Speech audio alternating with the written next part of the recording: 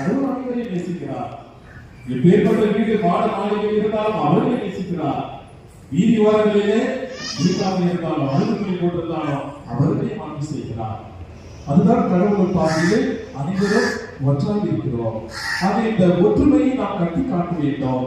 இந்த கம்யூனியன், இந்த நற்கருணை என்பது ஒற்றுமையின் அடையாளம்.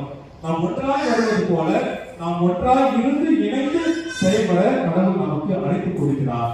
அதுதான் ஆண்டவர் இயேசு கிறிஸ்துவினுடைய ஜெபமும் இவ்வாறாக இருந்தது. யோவான் நற்செய்தி 17:21 எல்லாரும் ஒன்றாய் இருப்பார்களாக. தந்தையே, நீர் எங்களும் நான் உங்களும் இருப்பது போல அவர்களும் ஒன்றாய் இருப்பார்களாக. ஆண்டவர் இயேசு கிறிஸ்துவினுடைய ஜெபம் நாம் என்றைக்காவது இந்த ஒற்றுமைக்காக ஜெபித்திருக்கிறோமா? நமக்கு இருக்கிற பாடல் பெரிய பாடல் இருக்கு.